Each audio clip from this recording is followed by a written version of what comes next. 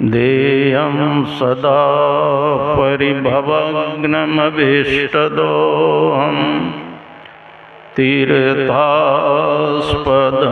शिवविरञ्चिनुतं शरण्यं मृत्यार्तिहं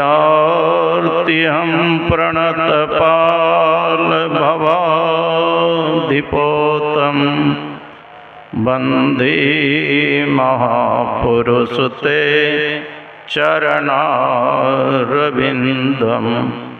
त्यक्त्वा सुदुस्त्यजसुरेप्सितराजलक्ष्मीं धर्मिष्ठ आर्यवचसा यद्गात्रण्यं मायामृगं दयितयेप्सितमन्वधावत् वन्दे महापुरुषते चरणारविन्दम्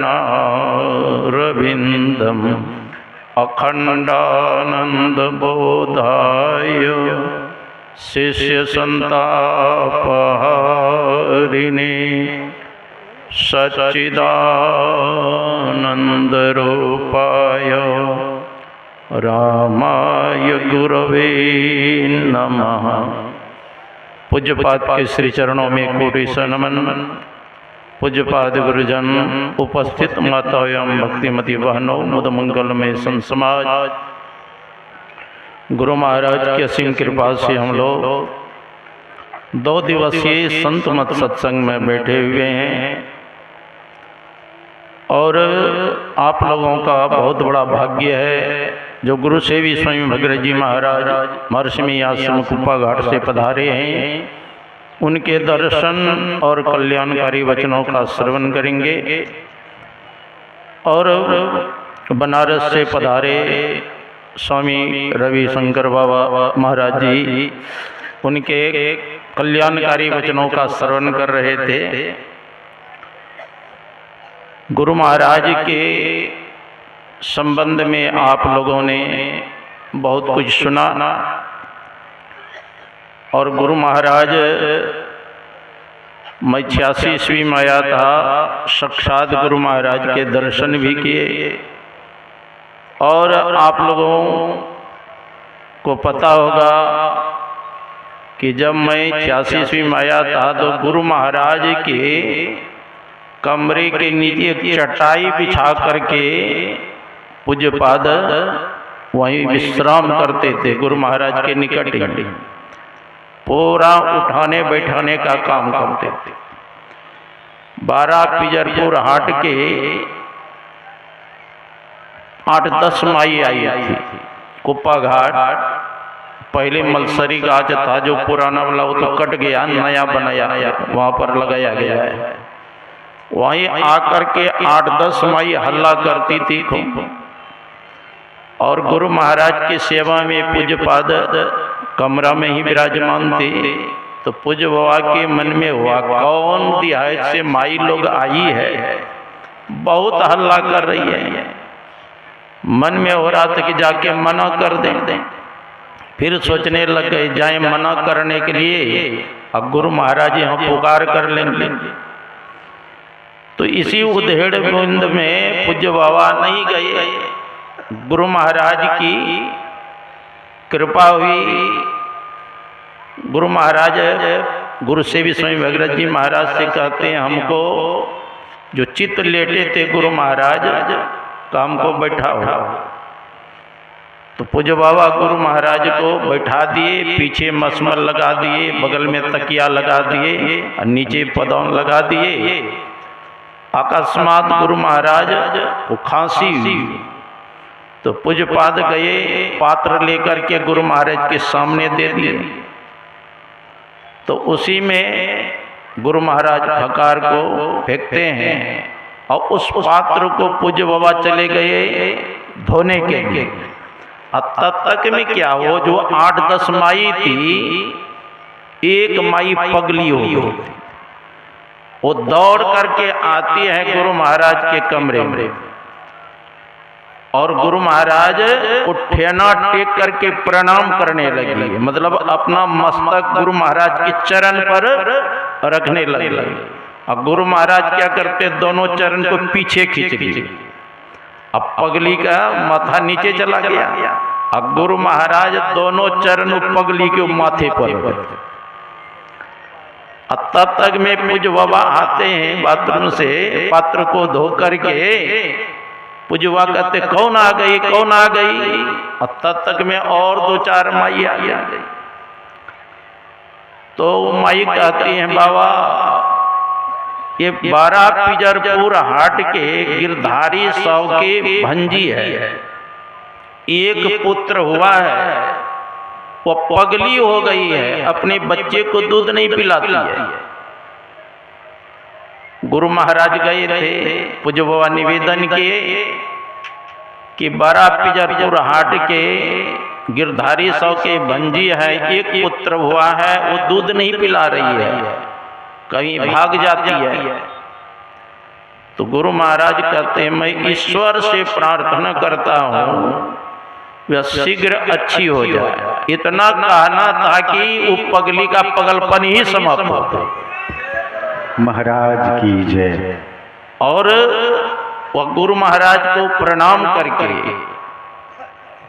पीठ नहीं दिखाती है, वो सीधे पीछे पीछे बरंडा की तरफ चली गई और प्रणाम करके गुरु महाराज को बच्चे को ले जाकर गोद में लेती है और दूध पिलाने लगती है और सदा के लिए उसका पगलपन ही समाप्त हो गया। ऐसे हम लोगों के गुरुदेव जो थे साक्षात ब्रह्म स्वरूप थे, उनकी सेवा अहिर्निश आपके सामने जो विराजमान है। पूज्यपाद कहीं जाते हैं तो गुरु महाराज का स्मरण हुआ, गुरु महाराज को देखते ही। तो ऐसे महापुरुषों का दर्शन कर रहे हैं। अभी हम लोग कर्म फल के संबंध में पाठ में श्रवण किया। भगवान श्री राम तमसा नदी के तट पर आ गए। अग्गू निषाद को जब पता चला, स्वपरिवार भगवान श्री राम के सामने आते हैं और चरणों में प्रणाम करते हैं, दंडवत करते हैं और निवेदन करते हैं हाथ जोड़ करके, प्रभु जब यहाँ तक आ ही गए तो चलिए मेरे घर को थोड़ा पवित्र कर दीजिए। भगवान श्री राम कहते हैं मित्र कहा तो ठीक ही, लेकिन पिता का कुछ और आज्ञा है कि 14 वर्ष तक मैं किसी गौण नगर में प्रवेश नहीं कर सकता। यह सुन करके बड़ा दुख हुआ और गुरु निषाद पत्ते के बिछावन को बिछा देते हैं। उसी पर भगवान श्री राम माँ सीता विश्राम करने लगते हैं और लक्ष्मण जी से कहते हैं गुरु निषाद पिता जनक जग विदित प्रभावो, ससुर सुरेश सखा रघुरावो, रामचंद्रपति सौभय देही, सोबत मही विधि बामन की, सिया रघुबीर की कानन जोगो, कर्म प्रधान सत्य कह लो। क्या कहते हैं? पिता जनक जग विदित प्रभाव। सीता जी के पिता कौन थे? राजा जनक। राजा जनक एक गृहस्था आश्रम के लिए नमूना है। वह जोग और भोग दोनों करके दिखा दिए। लोग कहते हैं ना महाराज हम लोग घर गृहस्थ आश्रम में ध्यान पूजा सत्संग नहीं कर पाते हैं। क्या राजा जनक से अधिक कम है आपको? राजपाट चलाते हुए और जोग भोग दोनों करके दिखा दिए। और वेद व्यास जी महाराज के जो पुत्र थे सुखदेव जी, उनका गुरु बनने का भी सौभाग्य प्राप्त हुआ। पिता जनक जग विदित प्रभाव और ससुर सुरेश सखा रघुराव। और सीता जी के ससुर कौन थे? राजा दशरथ। और कितने प्रतापी थे राजा दशरथ। देव दानव में जब युद्ध होता था तो स्व शरीर जाते थे स्वर्ग देवताओं के सहायता करने के लिए। और इंद्र का मित्र थे, उनको सोना के सिंहासन के बगल में बैठाते थे। ऐसे प्रतापी जिनके ससुर और पति कौन है सीता जी के? स्वयं भगवान श्री राम जो भगवान विष्णु की अवतार है, ऐसे प्रतापी जिनके पति हों, और सीता जी के देवर कौन है? लक्ष्मण जी। और लक्ष्मण जी कौन है? उस शेषावतार है जिनके ऊपर सारे पृथ्वी के भार पड़े। और स्वयं सीता जी कौन है? यह स्वयं लक्ष्मी के अवतार है जिनके कृपा कटाक्ष प्राप्त करने के लिए देवता दानव मानव सब मुंह ताकते रहते हैं, अगर लक्ष्मी जी थोड़ा कृपा कर दे तो हम निहाल हो जाए। और वो आज पत्ते के बिछावन पर है। इसके बाद देखिए, जब तक मन में सात्विक भावना है तब तक आप प्रशंसा करते हैं, और जब रजोगुण व्याप्त हो जाता है शरीर में तो दूसरे के अंदर के अवगुण दिखाई देने लगता है। कहते कहते अब क्या कहने लग गए गुनिशा, जो भगवान श्री राम को और सीता जी को पत्ते के बिछावन पर सोना पड़ रहा है, इसका कारण कौन है? कई कई नंदनी मंदमती कठिन कुटिलपन किन, जहि रघुनंदन जान की सुख अवसर दुख दिन। ये राजा कैकई के जो पुत्री कैकई है, इसी के कारण से भगवान श्री राम को, माँ सीता को, लक्ष्मण जी को जंगल जाना पड़ रहा है और पत्ते के बिछावन पर सोना पड़ रहा है। जब कैकई के ऊपर दोषारोपण करने लग गए गुनिशा, तब लक्ष्मण जी से बर्दाश्त नहीं हुआ। लक्ष्मण जी क्या कहते हैं? बोले लखन मधुर मृदुवानी, ज्ञान वैराग भगति रससानी। कोमल मधुर वाणी में लक्ष्मण जी बोलते हैं, ज्ञान वैराग युक्त वाणी में बोलते हैं। देखो जी, लक्ष्मण जी को क्या वनवास दिया गया था, लेकिन भाई के प्रति कितना प्रेम है, श्रद्धा है, वैराग्य है कि अयोध्या के सारे संपत्ति को छोड़कर भाई के साथ साथ। देखिए, जब तक वैराग्य नहीं होगा तब तक आप समाधि में नहीं जा सकते। शंकराचार्य जी महाराज करते हैं, अत्यंत वैराग्य बतः समाधि, समाधि तस्यैव दृढ़ प्रबोध, प्रबोध तत्तस्य बंध मुक्तिर् मुक्तात्मनो नित्य सुखानुभूति। अत्यंत वैराग्यवान को ही समाधि लगती है। अत्यंत वैराग्यवतः समाधि, समाधि तस्यैव दृढ़ प्रबोध। जिसको समाधि लगती है उसी को दृढ़ प्रबोध मतलब ज्ञान होता है। जिसको ज्ञान होता है वह बंधन से मुक्त हो जाता है। जो बंधन से मुक्त होता है वही सुख का अनुभव करता है, आनंद का अनुभव करता है। तो लक्ष्मण जी क्या कहते हैं? काहुन को सुख दुख कर दाता, निज कृत कर्म भोग सुन भ्राता। हे भाई, संसार में कोई किसी को सुख या दुख देने वाला नहीं है, सभी को अपने ही कर्मों का फल भोगना पड़ता है। कोई किसी को सुख दुख देने वाला नहीं, कर्म का फल स्वयं भोगना पड़ता है। देखो जी, किसी का जन्म हुआ, जन्म लेते ही हाथ के लुल्हा हो गए, तो किसी ने लुल्हा बना दिया है, अपने कर्म के कारण से लुल्हा बन गया। कोई जन्म लेते ही बोका जन्म लेता है, तो किसी ने बोका बना दिया, अपना ही कर्म फल के कारण से बोका बन गया। कोई जन्म लेते ही सूरदास हो जाते हैं, कोई जन्म लेते ही लंगड़ा हो जाते हैं, जन्म लेते ही शरीर में रोग हो जाता है। ये अपना ही कर्म का फल है। इसीलिए कहते हैं, काहुन को सुख दुख कर दाता, निज कृत कर्म भोग सुन भ्राता। कोई किसी को सुख दुख देने वाला नहीं है, सबको अपने ही कर्मों का फल भोगना पड़ता है। भीष्म पितामह ने कहा था भगवान श्री कृष्ण से कि मैं 100 जन्म के बाद को जानता हूं, मुझसे ऐसा कोई कर्म नहीं बना है जिसके कारण से हमको तीर के सैया पर सोना पड़ा। कितना दिन? 56 दिन तक। भगवान कृष्ण कहते हैं, आप 100 जन्म के बाद तो जानते ही हैं, एक जन्म और देखी, 101वां जन्म। कहते वहां हमारी दृष्टि नहीं जाती।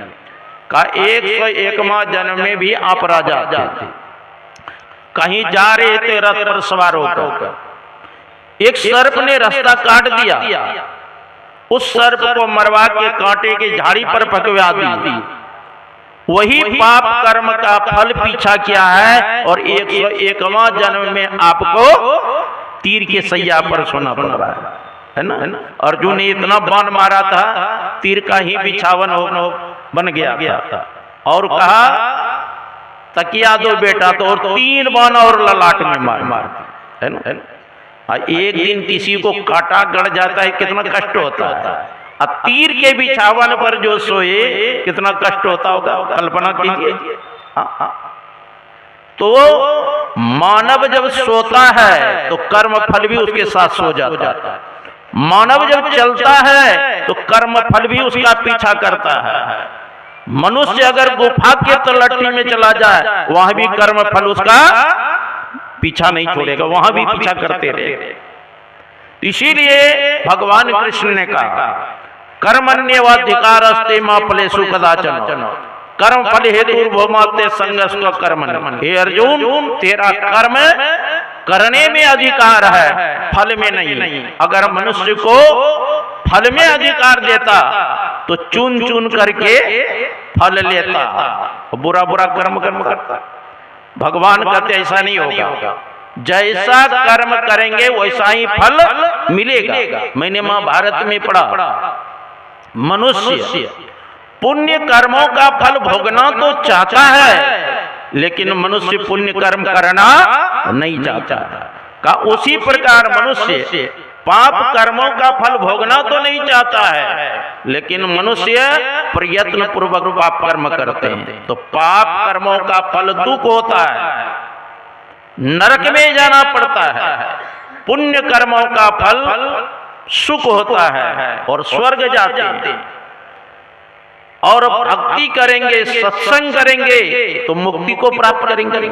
इसीलिए कहा कर भला होबे भला, करके भलाई देख ले, कर बुरा होबे बुरा, करके बुराई देख ले। लेकिन कर्म फल से अगर बचना चाहते हैं तो कोई उपाय है? कहाँ? एक उपाय है। यदि शैलसनम पापम विस्तृणम बहुयोजनम विद्यते ध्यान योगे नान्यो वेद कदाचन। कई योजन तक अगर पूर्व जन्म का पाप है वह ध्यान योग से नष्ट किया जाता है और पापों का नाश करने वाला कभी कुछ नहीं होगा। शिव संहिता में भगवान शंकर कहते हैं शिरः कपाले रुद्राक्षम विवरम चिंतयति यदा तदा ज्योति प्रकाशस्य विद्युत पुंजस्म प्रवाह एतत् चिंतेन मात्रेण पापानां संक्षयो भवेत् दुराचारो भी पुरुषो लभते परमं पदम्। सिरा जिसको मस्तक कहते हैं, इसको सिर कहते हैं। सिरः कपाले रुद्राक्षम, और जिसको हम लोग कपाड़ कहते हैं उसी को ललाट भी कहते हैं। कहते हैं सिरः कपाले रुद्राक्षम। रुद्र कहते हैं भगवान शंकर को, अक्ष मन होता है आंख, दोनों आंख के मध्य में विवर है, रास्ता है स्वर्ग में दिलवर पे जाने के लिए। यदि यदा उस अज्ञा कमल का जो साधक चिंतन करते हैं बार बार, क्या होगा? विद्युत पुंजस्म प्रवाह, बिजली के समूह के समान साधक अपने अंदर प्रकाश को देखता है। एतत् चिंतेन मात्रेण पापानां संक्षयो भवेत्, इनके चिंतन मात्र से सारे पाप नष्ट हो जाएगा।